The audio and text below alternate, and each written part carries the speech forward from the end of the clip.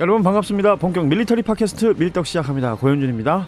안녕하세요. 국방정론 박찬준입니다. 안녕하세요. 놀러온 정명섭 작가입니다. 네, 밀떡이 시작했습니다.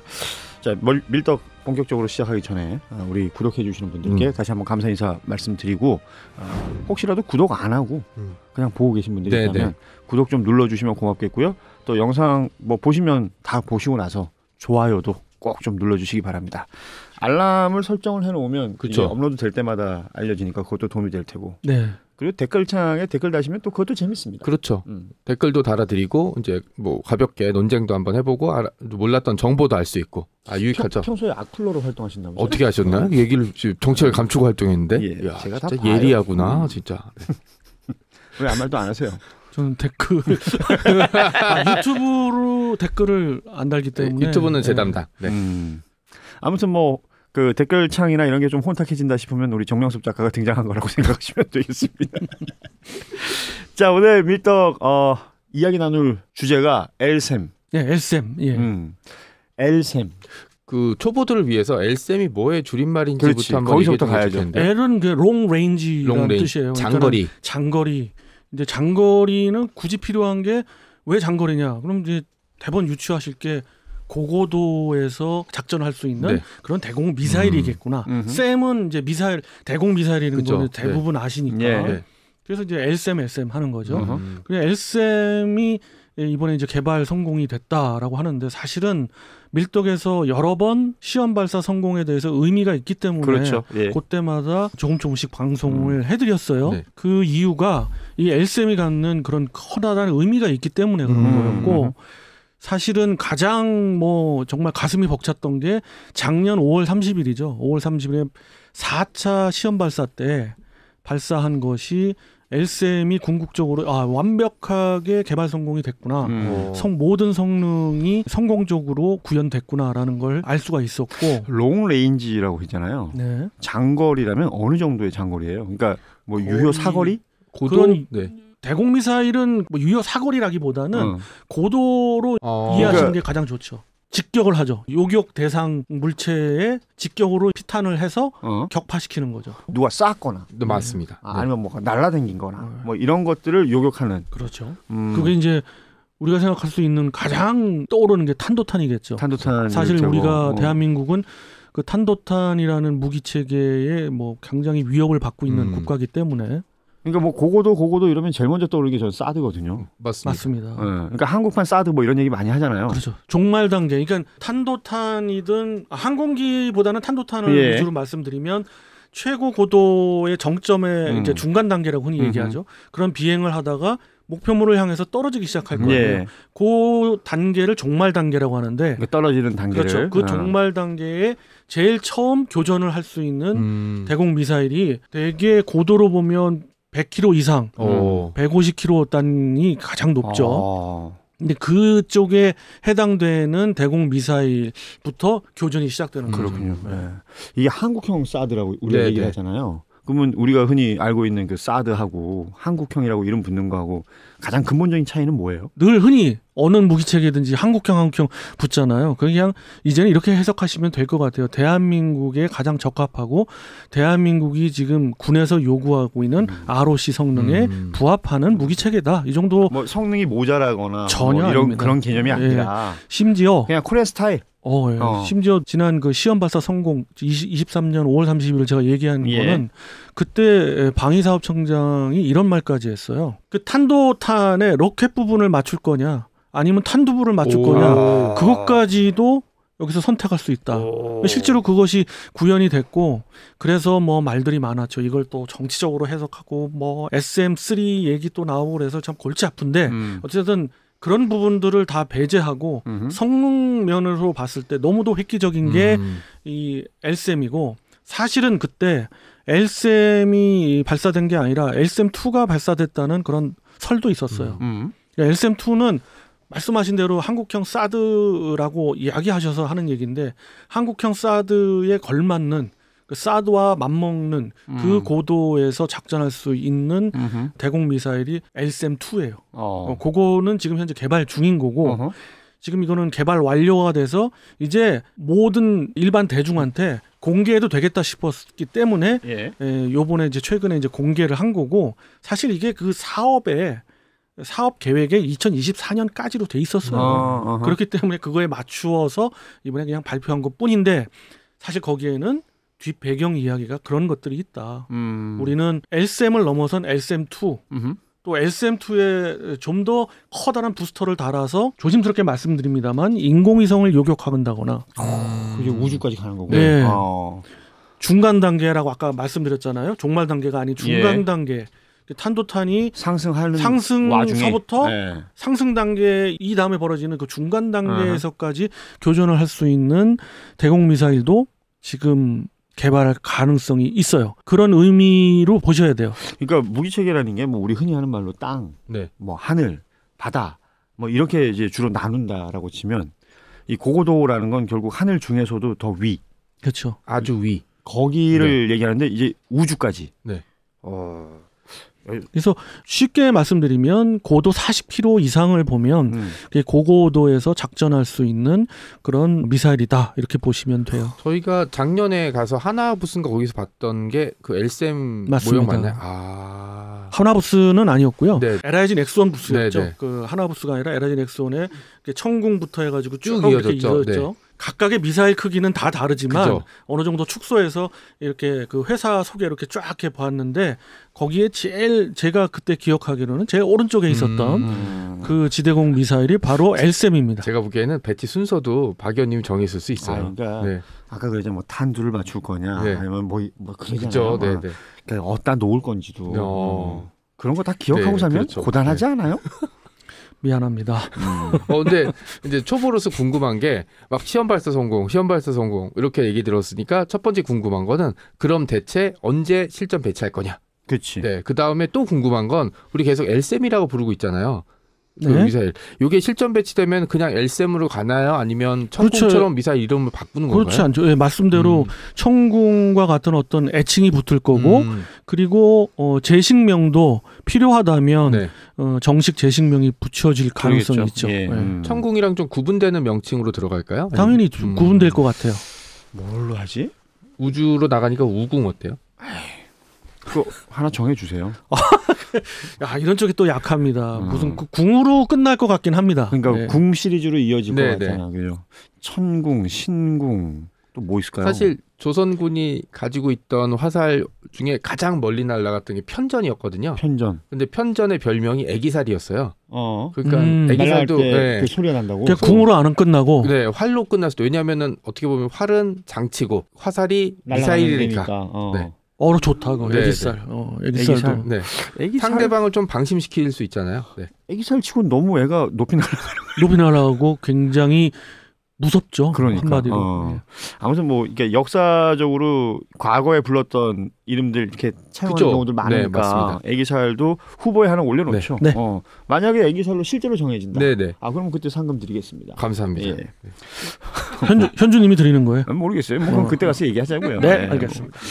자, 그러면 개발 완료라는 표현을 쓰잖아요. 네. 그러면 이게 시사하는 건 뭐예요? 그러니까 그동안 우리가 그 성능이나 기능이나 가지고 있는 의미나 이런 것들을 쭉 얘기를 했다고 치면 네, 그건 뒤 이면을 봐야겠죠. 이제 우리 손으로 우리의 힘으로 우리 하늘을 마음대로 지킬 수가 있다는 의미인 거고 거기에 이제 예를 들면 이게 가능합니까? 과거에 이제 사드 성주 배치를 두고 막 엄청나게 논란이 있었잖아요. 네.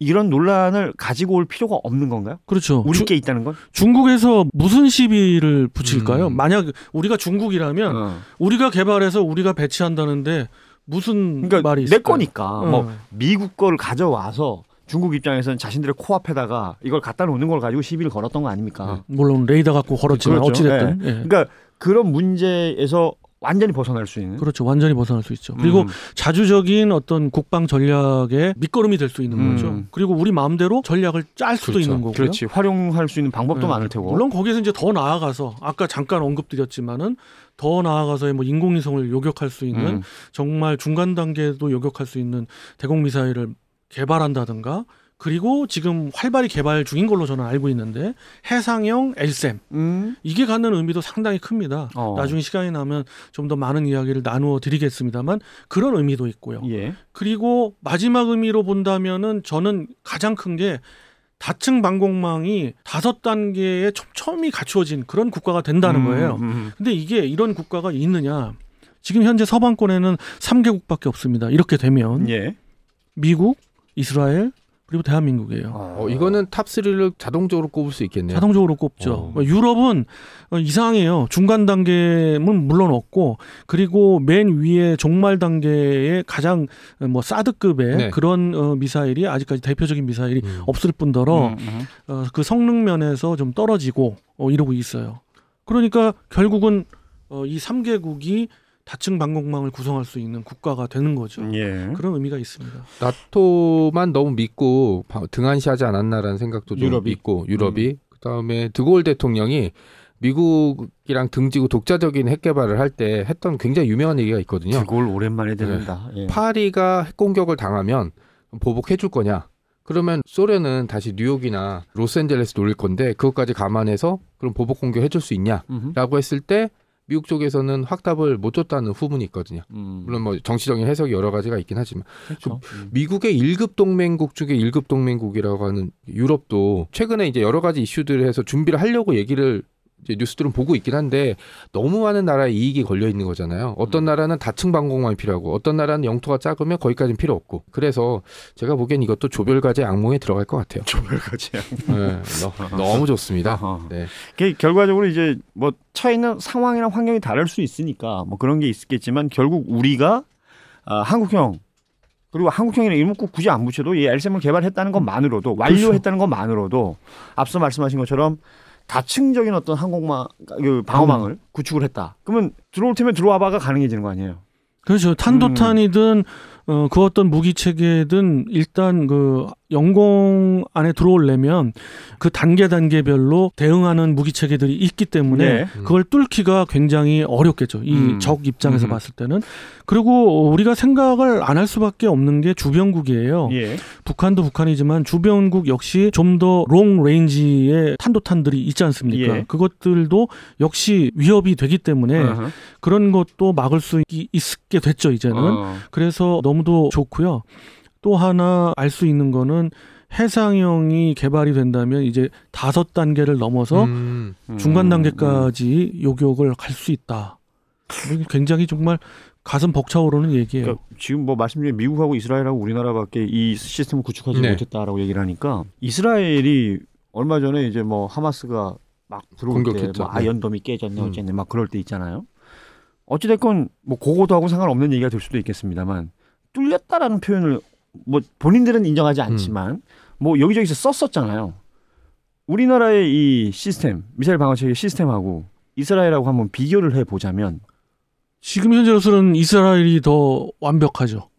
지금으로서. 예, 왜냐하면 그 시스템이 갖춰져 있으니까. 우리는 이제 그 갖출 토대가 이제 된 거고 내년부터 양산을 합니다. 지금 LSM이 양산이 되면은 4개에서 5개 포대 정도만 있어도 한반도가 완벽하게 커버가 되고요. 거기에 더 나아가서 같은 포대에 제가 추정컨대는 같은 포대에 SM2가 이제 배치된다고 했을 때 그런 가정이라면 저는 이스라엘보다도 더 완벽한 방어망이 갖추어지지 않을까. 그거 시기적으로 보자면 언제쯤? 저도 궁금해요. 2032년이면은 SM2까지 개발이 완료가 되니까 2032년 이후면은 그런 방공망이 갖춰지겠죠. 우리 박 의원님 노후는 편하시겠네. 편해야 됩니다.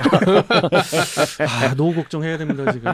도와주세요 여러분. 제가 꽉꽉 눌러주세요. 제가 환갑 무렵에는 LSM2를 볼 수 있겠다는. 네. 이상하게 또 가네요. 뭐 이게 궁극적으로 보자면 이게 뭔가 하나씩 그 새로운 무기체계가 갖춰진다는 건 그만큼 더 탄탄해진다는 것일 수 있을 텐데 그런데 이게 끝은 아닐 거 아니에요. 네 맞습니다. 그럼 궁극적으로 우리가 갖추려고 하는 이 방어체계, 좀 이상적인 방어체계라고 하면 어떤 것들을 말할 수 있을까요? 이 미사일이 이제 발사됐을 때 적성국의 미사일 탄도탄으로 가정했을 때 어떤 이상을 꿈꾸냐면 일단 발사돼서 부스터 단계 쭉 올라갈 단계가 가장 취약합니다. 탄도탄이. 그때를 요격할 수 있는 능력을 지금 현재 대한민국 공군과 해군에서 갖출 수도 있어요. 종국에 가서는 이렇게 계속 발전이 된다면 갖출 수가 있고 그 다음 단계의 중간 단계면 아까 말씀드렸던 뭐 인공위성까지도 요격할 수 있는 LSM-3라고 표현할까요? 그거는 현재 없는 거지만 충분히 그럴 그 개발 단계에서 그럴 가능성이 있어요. 그런 것까지 가만히 되고 그 다음 단계의 종말 단계의 첫 번째인 최고고도 그러니까 지금 현재로선 사드가 담당하는 예. 그것들이 우리의 그 사드가 지금 1개 포대만 있지만 우리가 그 2개 포대나 3개 포대 2개 포대만 있어도 한반도는 충분히 커버되거든요. 그것들이 갖추어지고 그 다음에 지금 개발한 LSM이나 LSM2가 교전을 합니다. 교전하고 난 다음에는 이제 천궁 2. 근데 천궁 2 앞에 천궁 3가 개발이 지금 되고 있어요. 그것들은 이제 극초음속 미사일이나 활공형 미사일들을 커버할 수 있을 것 같아요. 앞으로. 그렇다면은 너무도 촘촘한 거고. 그다음에 천궁 2가 맞고 마지막의 단계에 가서는 뭐 한국형이란 말을 표현을 하지만 한국형 아이언돔이라고 하는 지금 LRG 넥슨에서 개발하고 있죠. 그 부분들까지 개발을 하게 되고 이러한 청사진이 그려지는 거죠. 이게 대한민국 방공망의 미래입니다. 거의 대충 손가락만 꼽아도 이제 10개 가까이 되네요. 세셨어요. 네, 그럼요. 숫자 약해서 하나씩 이제 손가락을 꼽아가면서 했는데 제가 7개 얘기했는데 10개씩 늘어나네요. 왜냐면 거기에 해상형 이제 SM도 추가될 거고 네. 그다음에 뭐 신궁 무시하시는 건가요? 신궁은 또 다른 얘기죠. 네. 그런 무기 체계들이 되게 많았고 저는 여기서 돌발 질문 하나 드리고 싶은데 우리의 영원한 라이벌 일본은 어떻게 준비하고 있나요? 지금 일본은 현재 완전히 미국의 방공망 안에 갇혀져 있다고 볼 수 있죠. 종말 단계에 우리로 보면은 천궁 2급을 이제 패트리어트 3가 맡고 있는데 그것이 맡고 있고 그 다음에 종말 단계는 그거 하나로 끝났어요. 뭐 사드도 없고 아무것도 없고 이제 중간 단계에 그들이 자랑하는 이지스 전투함에다가 SM3를 이제 장착했죠. 그런데 그 중간 단계가 과연 종말 단계가 튼튼히 갖춰지지 않은 상태의 중간 단계가 필요할까? 결국은 뭐 미국의 MD망에 들어갔다는 얘기밖에 안 되거든요. 뭐 일본은 지금 뭐 기승전 미국으로 정리가 되는 것 같고. 네. 그래서 예전 이야기입니다만은 우리가 MD망에 들어가야 되느냐 말아야 되느냐 그런 논쟁도 있었잖아요. 근데 우리가 선택을 잘했다는 것이 결과적으로 일본을 통해서 네. 확연히 드러나고 있죠. 그러니까 이게 저는 뭐 들으면서 야 이게 참 기술의 비약적인 발전. 네. 그리고 나라의 국력이 받쳐주니까 이런 새로운 무기들도 만들고 가치를 우리가 매길 수 있는 거잖아요. 예, 맞습니다. 그러기 위해서 이런 개발이 되기 위해서 너무도 많은 분들이 수고를 했고 우리가 잘하는 분야다고 이야기하고 지금 굉장히 한 에피소드를 갖고 쉽게 이야기하지만 이번에 뭐 또 LSM 개발 성공이라는 그런 뭐 이렇게 얘기할 것만은 아니지 사실은. 그런 걸 계기로 제가 지금 이야기하지만 저가 너무너무도 죄송한 게 이런들 노력과 또 이 시장이 어마무시하거든요. 대한민국만 따질 때 한 10조 가까이가 들어가요. 이걸 다 실전 배치를 하려면 그러면 전 세계에 미사일 갖고 있는 레이시온이나 이런 미국의 또 럭키드 마틴이나 이런 미국의 방산업체가 가냥 있었겠어요. 또 미국의 국력을 이용해서 얼마든지 뭐 압력을 넣었겠죠. 뭐 그럴 수 있었지. 그렇죠. 그 압력을 견디고 혹시 이런 바깥으로 나가는 얘기지만 위정자들이 없었겠습니까? 그렇죠. 그런 걸 이용하는 사람들도 있었지만은 예. 그런 어떤 세력들과의 그 경쟁에서 이런 모든 것을 다 극복해냈다는 거는 너무 박수칠만 하고 뭐 약간 울컥한 울지 울지 마. 안 울지. 네. 나 잘 안 울어. 저 아저씨가 많이 울어. 나이 들면 눈물이 많아지더라고요. 네. 자, 오늘 저희가 LSM 개발 완료라는 이 이슈를 두고 이야기를 나눠봤는데 뭐 글자로 쓰면 몇 글자 안 됩니다만 그렇죠. 이 안에 담겨 있는 함의나 스토리는 진짜 어마무시할 것이고 앞으로를 또 생각할 수 있는 부분들도 굉장히 많을 거라고 저는 생각해요. 다음에는 그 레이더 관련해서도 이야기를 한번 하자고요. 레이더 좋죠. 그러니까 이게 쏘고 뭐 어쩌고 해도 봐야 될 거 아니야. 그렇죠. 어딘지 뭐가 어디 있는지 알아야 될 테니까. 물론입니다. 다 갖춰져 그건 있죠. 언제 해요 그럼 레이더는? 다음에 하죠 뭐. 그래요? 네. 즉흥적이네. 그럼요. 지금 해도 돼. 이번 시간은 여기서 마무리하고요. 다음은 레이더로 찾아오겠습니다. 고맙습니다. 안녕. 안녕히 계세요.